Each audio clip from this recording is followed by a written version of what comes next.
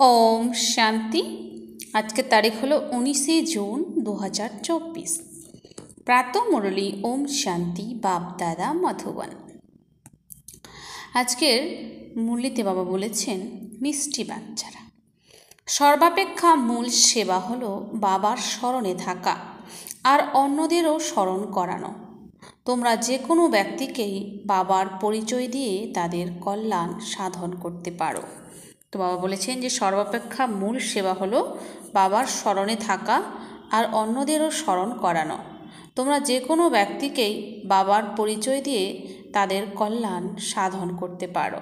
প্রশ্ন: একটি এমন কোন ছোট্ট অভ্যাসও অনেক বড় অবজ্ঞা করিয়ে দেয়? তার থেকে বাঁচার যুক্তি বা উপায় কী? উত্তর: যদি কারোর মধ্যে কিছু লুকানোর বা চুরি করার অভ্যাস থাকে। বাবা বলেছেন যে যদি কারোর মধ্যে কিছু লুকানোর বা চুরি করার অভ্যাস থাকে তাহলে অনেক বড় অবজ্ঞা হয়ে যায়। কথায় আছে, খড়কুটো তুচ্ছ বস্তু চুরি করে যে আর লক্ষ টাকা চুরি করে যে দুই চোর। লোভের বশীভূত হয়ে ক্ষুধা নিবৃত্তির জন্য কাউকে জিজ্ঞাসা না করে লুকিয়ে খেয়ে নেওয়া, চুরি করে নেওয়া, এসব হলো খুবই খারাপ অভ্যাস। এই অভ্যাস থেকে বাঁচার জন্য ব্রহ্মা বাবার মতো ট্রাস্টি হয়ে যাও। এমন ধরনের যা কিছু অভ্যাস আছে তা সত্যভাবে বলে দাও। ওম শান্তি। আত্মাদের পিতা বসে তার আত্মারূপী সন্তানদের বোঝান। বাচ্চারা জানে যে আমরা অসীম জগতের পিতার সম্মুখে বসে রয়েছি। আমরা ঈশ্বরীয় পরিবারের, ঈশ্বর নিরাকার এও জানে। তোমরা আত্ম অভিমানী হয়ে বসেছ। এখন এর মধ্যে তো কোনো বিজ্ঞানের অহংকার বা হঠযোগ ইত্যাদি করার কথা নেই। এ হলো বুদ্ধির কাজ, এই শরীরের কোনো কাজ নেই। হঠযোগের শরীরের কার্য রয়েছে। এখানে আমরা নিজেকে বাচ্চা মনে করে বাবার সম্মুখে বসে রয়েছি। আমরা জানি যে বাবা আমাদের পড়াচ্ছেন। এক তো তিনি বলেন যে মিষ্টি বাচ্চারা, নিজেদের আত্মা নিশ্চয় করে বাবাকে স্মরণ করো, তবেই তোমাদের পাপ স্খলন হবে। আর চক্রকেও ঘোরাও, অন্যদেরও সেবার মাধ্যমে নিজের সমান তৈরি করো। বাবা এক একজনকে বসে দেখেন, এরা সকলকে বাবার পরিচয় কি দেয়? এটাই হলো মূল বিষয়। এক একজন বাচ্চাকে কি বাবার পরিচয় দেওয়া হয়? অন্যদের কোথায় আছে যে বাবা বলেন আমাকে স্মরণ করো, তবে তোমাদের জন্ম জন্মান্তরের পাপ স্খলন হবে। এমন সার্ভিসে কতখানি সময় থাকা হয়। নিজেকে অন্যের সাথে তুলনা করে যে সর্বাপেক্ষা অধিক সেবা করে, সেবা কে করে? কেন আমি এদের থেকে বেশি সেবা করব না? এদের থেকে অধিক মাত্রায় স্মরণে যাত্রায় দৌড় লাগাতে পারি কি পারি না? প্রত্যেককে বাবা দেখেন। বাবা প্রত্যেকের কাছে থেকে খবর নেন কি কি সেবা করা হয়। কাউকে বাবার পরিচয় দিয়ে তাদের কল্যাণ করো কি? সময় নষ্ট হয়ে যায় না তো? মূল বিষয় হলো এই সময় সবাই হলো অরফ্যান, অনাথ। অসীম জগতের পিতাকে কেউ জানে না। বাবার থেকে উত্তরাধিকার তো অবশ্যই পাওয়া যায়। বাচ্চারা, তোমাদের বুদ্ধিতে মুক্তি, জীবন মুক্তি ধাম দুই রয়েছে। বাচ্চাদের এও বোঝাতে হবে যে আমরা এখন পড়ছি, পুনরায় স্বর্গতে এসে জীবন মুক্তির রাজ্য ভাগ্য নেব। এছাড়া যে সকল প্রচুর সংখ্যক অন্যান্য ধর্মাবলম্বী আত্মারা রয়েছে তারা কেউই তো থাকবে না। ভারতে শুধুমাত্র আমরাই থাকব। বাবা বসে বাচ্চাদেরকে শেখান বুদ্ধিতে কি থাকা উচিত। এখানে তোমরা সঙ্গম যুগে বসে রয়েছ, তাই ভোজন অবশ্যই শুদ্ধ পবিত্র হওয়া উচিত। তোমরা জানো যে ভবিষ্যতে আমরা সর্বগুণ সম্পন্ন, 16 কলা সম্পূর্ণ নির্বিকারী হয়ে যাই। এই মহিমা শরীরধারী আত্মাদের। শুধু আত্মার মহিমা কীর্তন তো হয় না, প্রত্যেক আত্মার নিজের নিজের পাঠ রয়েছে যা এখানে এসে তারা পালন করে। তোমাদের বুদ্ধিতে অবজেক্ট রয়েছে, আমাদের এনাদের মতন হতে হবে। বাবার আজ্ঞা হলো বাচ্চারা পবিত্র হও। জিজ্ঞাসা করে যে কিভাবে পবিত্র থাকব, কারণ মায়ার তুফান তো অনেক আসে, বুদ্ধি কোথায় কোথায় চলে যায়, সেগুলোকে কিভাবে ছাড়ব? বাচ্চাদের বুদ্ধি তো চলে, তাই না? আর কারো বুদ্ধি এমন চলে না। বাবা শিক্ষক গুরুও তোমরা পেয়েছ। তোমরা এও জানো উচ্চ থেকে উচ্চতম হলেন ভগবান। তিনি বাবা শিক্ষক, জ্ঞানের সাগর। বাবা এসেছেন আত্মাদের সঙ্গে করে নিয়ে যেতে। সত্যযুগে অতি অল্প সংখ্যক দেবী দেবতা থাকে, এইসব কথা তোমরা ছাড়া আর কারোর বুদ্ধিতে থাকবে না। তোমাদের বুদ্ধিতে রয়েছে যে বিনাশের পর আমরাই অতি অল্প সংখ্যক থাকব, আর এত সব ধর্ম খণ্ড ইত্যাদি থাকবে না। আমরাই বিশ্বের মালিক হব। এক রাজ্য আমাদেরই হবে, অত্যন্ত সুখের রাজ্য হবে। এছাড়া তাতে ভ্যারাইটি পদাধিকারীরা থাকবে। আমাদের পথ কি হবে, আমরা কতটা আধ্যাত্মিক সেবা করি, বাবাও জিজ্ঞাসা করেন। এমন নয় যে বাবা অন্তর্যামী। প্রত্যেক বাচ্চাই স্বয়ং বুঝতে পারে আমরা কি করছি। অবশ্যই বুঝতে পারবে যে শ্রীমত অনুসারে প্রথম স্থানাধিকারের মতন সেবা তো এই দাদাই করেছেন। প্রতি ক্ষণে ক্ষণে বাবা বোঝান, মিষ্টি মিষ্টি বাচ্চারা, নিজেদের আত্মা নিশ্চয় করো, দেহ অভিমান পরিত্যাগ করো।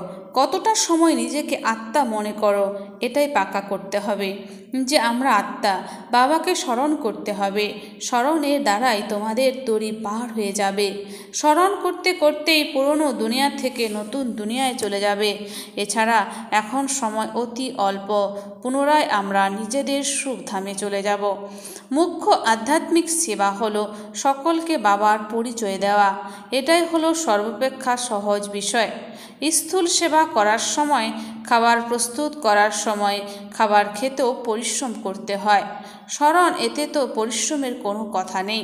শুধু নিজেকে আত্মা নিশ্চয় করো। আত্মা অবিনাশী, শরীর বিনাশী।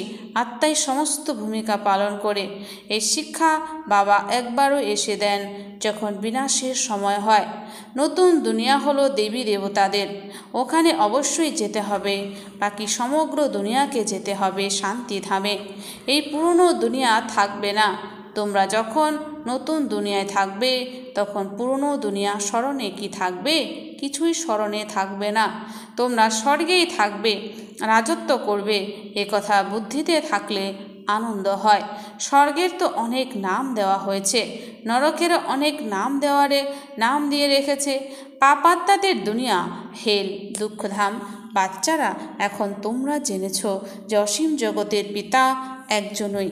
আমরা হলাম ওনার হারানিধি, অনেক কালের হারিয়ে যাওয়া বাচ্চা। তাই এমন বাবার সঙ্গে প্রেম অত্যাধিক হওয়া উচিত। বাবারও বাচ্চাদের প্রতি অনেক ভালোবাসা রয়েছে, তাই অনেক সেবা করেন। কাটার থেকে ফুল বানান, মনুষ্য থেকে দেবতা হতে হবে তাই না? বরং বাবা স্বয়ং হন না। বাবা বলছেন, বাবা স্বয়ং হন না, আমাদের তৈরি করতে এসেছেন। তাই ভেতরে অত্যন্ত খুশি থাকা উচিত। স্বর্গে আমরা কীরকম পদ পাব, আমরা কীরকম সেবা করি। ঘরে কাজের লোক থাকলে তাদেরও বাবার পরিচয় দেওয়া উচিত। যারা স্বয়ং তোমাদের সংযোগে আসেন তাদেরকেও শিক্ষা প্রদান করা উচিত। সকলের সেবা করতে হবে তাই না? অবলাদের, দরিদ্রদের, ভিল অর্থাৎ আদিবাসীদের দরিদ্র তো অনেক রয়েছে, তারা শুধরে যাবে, কোনো পাপ ইত্যাদি করবে না। তা না হলে পাপ কর্ম করতেই থাকবে। তোমরা দেখতে পাচ্ছ যে মিথ্যা চুরিও কত হয়। ভিত্তরা চুরি করে নেয়, তা না হলে ঘরে বাচ্চারা রয়েছে তবুও তালা কেন লাগায়? কিন্তু আজকালকার বাচ্চারাও চোর হয়ে যায়, কিছু না কিছু গোপনে তুলে নেয়। কারো খিদে পেলে লোভের কারণে খেয়ে নেয়। লোভীরা অবশ্যই কিছু চুরি করে খাবে। এ হলো শিব বাবার ভান্ডারা। এখানে তো 1 পয়সা চুরি করাও উচিত নয়। ব্রহ্মা তো ট্রাস্টি, অসীম জগতের ভগবান তোমাদের কাছে এসেছেন। ভগবানের ঘরে কখনো কি কেউ চুরি করে? স্বপ্নেও করে না। তোমরা জানো যে সর্বাপেক্ষা উচ্চ হলেন শিব ভগবান, আমরা ওনার সন্তান। তাহলে আমাদেরও তো দেবী কর্মই করা উচিত। যারা চুরি করে তোমরা জেলে গিয়ে তাদেরও জ্ঞান প্রদান করো। এখানে চুরি কি করবে? কখনো আম তুলে নিল, কোনো জিনিস তুলে নিয়ে খাচ্ছে, এ তো চুরি তাই না? কোনো জিনিস জিজ্ঞাসা না করে ওঠানো উচিত নয়, হাতও লাগানো উচিত নয়। শিব বাবা আমাদের পিতা, তিনি শোনেন ও দেখেন। তিনি জিজ্ঞাসা করেন যে বাচ্চাদের মধ্যে কোনো অবগুণ নেই তো? যদি কোনো অবগুণ থেকে থাকে তবে তা বাবাকে শুনিয়ে দাও, দান করে দাও। দান করে দিয়ে যদি কেউ তা অবজ্ঞা বা অমান্য করে তখন অনেক সাজা খেতে হবে। চুরি করা অত্যন্ত খারাপ অভ্যাস। মনে করো কেউ সাইকেল চুরি করতে গিয়ে ধরা পড়ে গেল, কেউ দোকানে গিয়ে বিস্কুটের কৌটো লুকিয়ে ফেলে বা কোনো ছোটোখাটো জিনিস লুকিয়ে ফেলে। দোকানদার অনেক সামলে রাখে, এও অনেক বড় গভর্নমেন্ট। পাণ্ডব গভর্নমেন্ট নিজেদের দেবী রাজ্য স্থাপন করছে। বাবা বলেন, আমি তো রাজত্ব করি না, তোমরা পাণ্ডবরাই রাজত্ব করো। লোকেরা তো কৃষ্ণকেই পাণ্ডবপতি বলে থাকে, তাহলে পাণ্ডব পিতাকে? হ্যাঁ, শ্রীকৃষ্ণ যদি পাণ্ডবপতি হন তাহলে পাণ্ডব পিতাকে? তোমরা জানো তিনি সামনে বসে রয়েছেন, প্রত্যেককেই ভেতরে ভেতরে বুঝতে পারে আমরা বাবা কেমন সেবা করছি। বাবা আমাদের বিশ্বের রাজত্ব দিয়ে স্বয়ং বানপ্রস্থে চলে যান, কত নিষ্কাম সেবা করেন, সকলেই সুখী আর শান্ত হয়ে যায়। ওরা তো শুধু বলে যে বিশ্বে শান্তি প্রতিষ্ঠিত হোক, শান্তির জন্য পুরস্কার দিয়ে থাকে। বাচ্চারা, তোমরা এখন জানো যে আমরা তো অনেক বড় পুরস্কার প্রাপ্ত করি। যারা ভালো সার্ভিস করে তারা বড় পুরস্কার পায়। সর্বাপেক্ষা উচ্চ সেবা হলো বাবার পরিচয় দেওয়া। এ তো যে কেউ করতে পারে। বাচ্চাদের এমন দেবতা হতে হবে, তাহলে সেবাও তো করতে হবে, তাই না? এনাকে দেখো, ইনিও গৃহস্থীয় লৌকিক পরিবারের ছিলেন, তাই না? এনার দ্বারা বাবা করিয়েছেন। এনার মধ্যে প্রবেশ করে এনাকেও বলেছেন আর তোমাদেরকেও বলেছেন যে এটা করো। আমাকে কিভাবে বলবে? আমার মধ্যে প্রবেশ করে আমাকে দিয়ে করিয়ে নেন। তিনি করণ কারাবনহার, সর্বময় কর্মকর্তা, তাই না? বসে বসে বলেন, একে ছাড়ো, এ তো ছিছি দুনিয়া, চলো বৈকুণ্ঠে। এখন বৈকুণ্ঠের মালিক হতে হবে। ব্যাস, বৈরাগ্য চলে এসেছে। সবাই মনে করতো এনার কি হয়েছে, এত ভালো প্রতিষ্ঠিত লাভবান ব্যবসায়ী, ইনি কি করেছেন? জানা ছিল না যে ইনি গিয়ে কি করবেন। ছেড়ে দেওয়া বড় কথা নাকি না বড় কথা নয়। ব্যাস, সব কিছু পরিত্যাগ করে দিয়েছেন আর সবাইকেও ত্যাগ করিয়েছেন, এমনকি নিজের কন্যাকেও ত্যাগ করিয়েছেন। এখন এই আধ্যাত্মিক সেবা করতে হবে, সবাইকে পবিত্র বানাতে হবে। সকলেই বলতো আমরা জ্ঞান অমৃত পান করতে যাই। নাম মাতার নামা হতো, ওম রাধের কাছে জ্ঞান অমৃত পান করতে যায়। কে এই চুক্তি রচনা করেছিলেন? শিব বাবা এনার মধ্যে প্রবেশ করে কত ভালো ভালো চুক্তি রচনা করেছিলেন।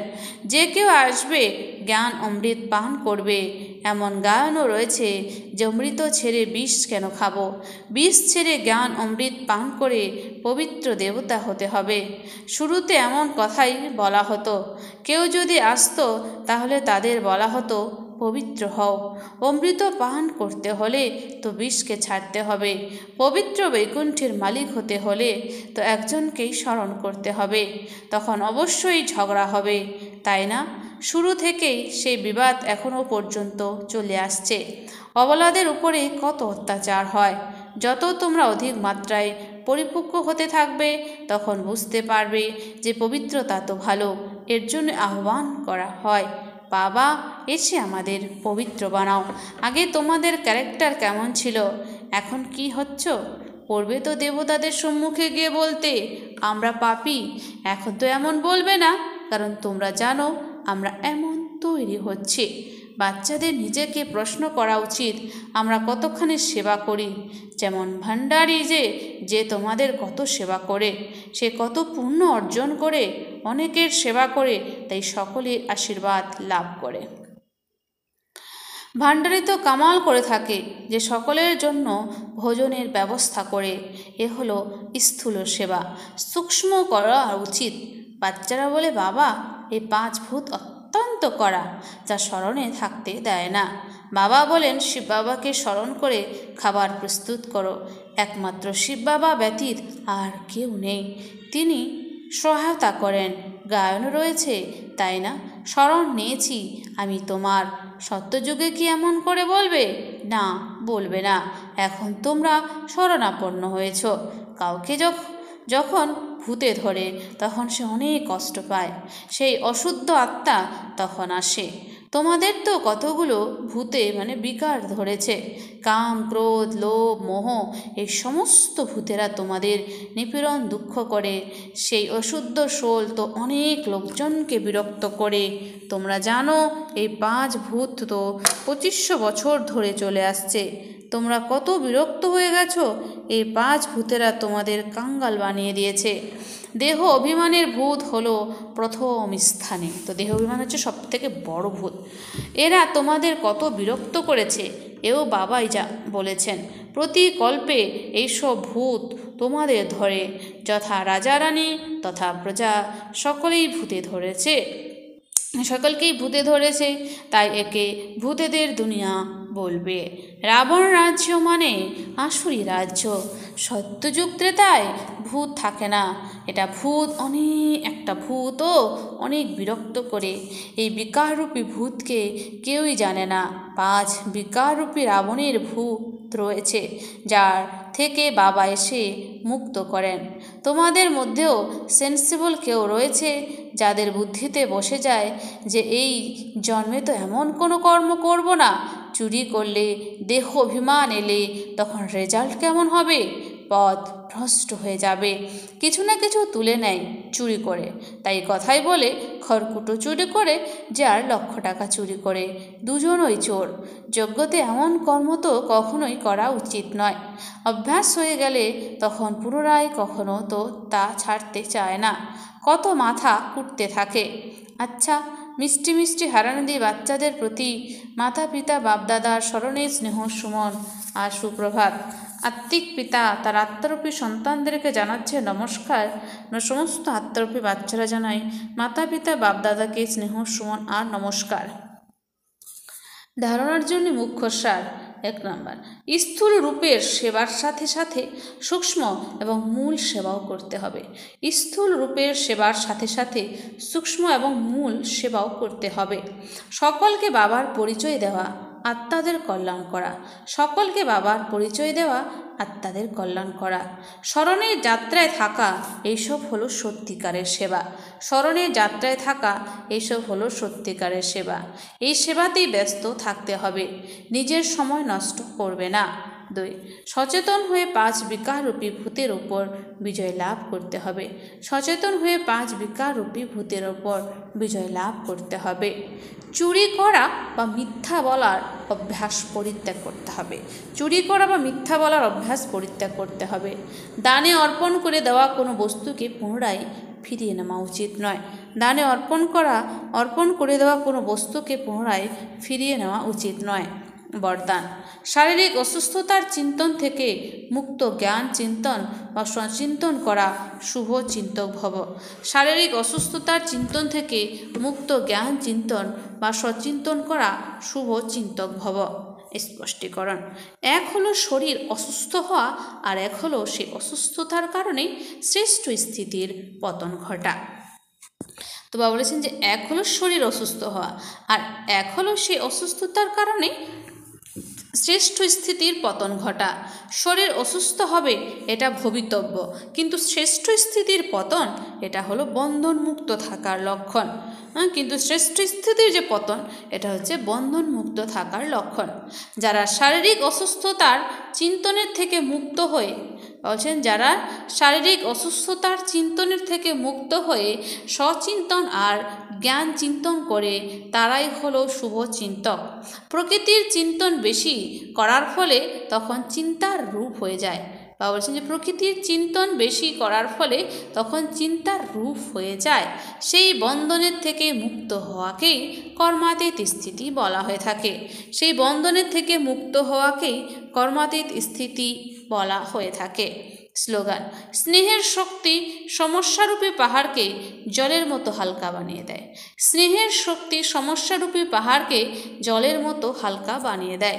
আচ্ছা, ওম শান্তি। ধন্যবাদ বাবা।